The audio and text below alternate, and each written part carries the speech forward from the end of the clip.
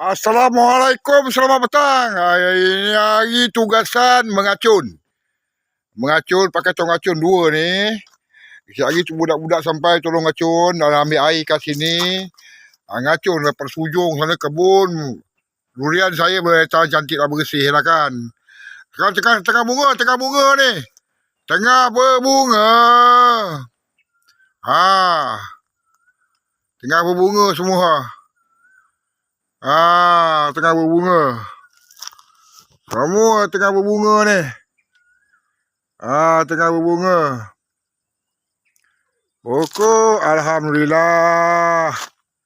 Alhamdulillah pokok. Semua sekali tu. Jadi lepas berbunga, kejap tembak baja pada batang. Baja buah.